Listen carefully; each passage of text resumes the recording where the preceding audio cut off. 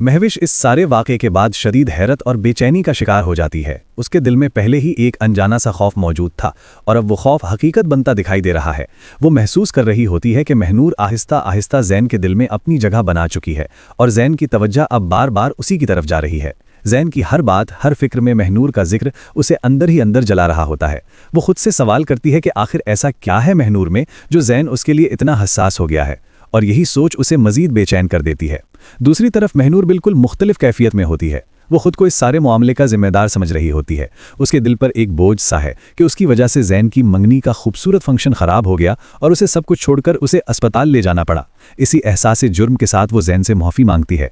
उसकी आवाज़ में नदामत साफ झलक रही होती है। वो धीमी आवाज़ में कहती है कि उसे हरगिज़ अंदाज़ा नहीं था कि उसका अचानक बेहोश हो जाना इतनी बड़ी मुश्किल खड़ी कर देगा और ज़ैन को इस तरह सबके सामने परेशानी उठानी पड़ेगी। ज़ैन उसकी बात सुनकर निहायत नर्म लहजे में उसे तसल्ली देता है। वो कहता है कि इस वक्त सबसे अहम चीज़ उसकी सेहत है। उसे खुद को संभालने की ज़रूरत है, न कि बेवजह खुद को कसूरवार ठहराने की। वो उसे यकीन दिलाता है कि जो कुछ हुआ वो एक हादसा था और इसमें उसका कोई कसूर नहीं। ज़ैन की ये बातें वक्ती तौर पर महनूर को सुकून देती हैं, मगर आने वाले हालात अभी मज़ीद सख्त होने वाले होते हैं। घर में ज़ैन की वालिदा इस सारे वाक़े को बिल्कुल मुख्तलिफ नज़र से देख रही होती हैं।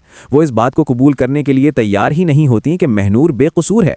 उनके नज़दीक इस सारे मसले की जड़ सिर्फ़ और सिर्फ महनूर है। उनके दिल में ये ख्याल घर कर चुका होता है कि महनूर की मौजूदगी ही उनके घर के सुकून को बिगाड़ रही है और इसी वजह से आए दिन मसाइल खड़े हो रहे हैं। इसी सोच के तहत वो महनूर को अपने सामने बुलाती हैं। उनका लहजा सख्त मगर कंट्रोल में होता है।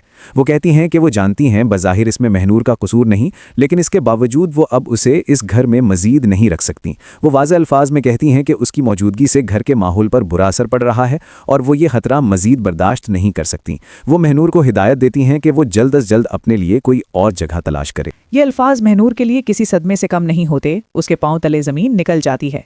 वो खामोश खड़ी रहती है, जैसे उसके पास कहने के लिए कुछ भी ना हो। उसे यकीन ही नहीं आता कि जिस घर को वो अपना सहारा समझने लगी थी, आज वही जगह उससे छीनी जा रही है। ज़ैन की वालदा उसे चंद दिन की मोहलत देती हैं, मगर ये मोहलत भी उसके लिए किसी इम्तिहान से कम नहीं होती। महनूर के जहन में एक ही सवाल गूंज रहा होता है, वो कहाँ जाएगी? इस शहर में उसका अपना कोई नहीं, ना कोई ठिकाना, ना कोई सहारा। अब तक उसे एक ही यकीन था कि अगर कभी वो मुश्किल में फंसेगी तो ज़ैन उसके साथ खड़ा होगा, मगर अब वो सहारा भी डगमगाता महसूस हो रहा है, क्योंकि जब घर ही उसके लिए बंद हो रहा है तो ज़ैन भी शायद उसके लिए कुछ ना कर सके। अब कहानी एक ऐसे मोड़ पर पहुंच चुकी है जहां हर किरदार अपनी अपनी कशमकश में उलझा हुआ है। महविश के दिल में बढ़ता हुआ शक और हसद, महनूर की बेबसी और तन्हाई, और ज़ैन की जिम्मेदारियों के दरमियान फंसी हुई सोच। आने वाले लम्हे फैसला करेंगे कि कौन किसका साथ देता है और कौन किससे दूर हो जाता है।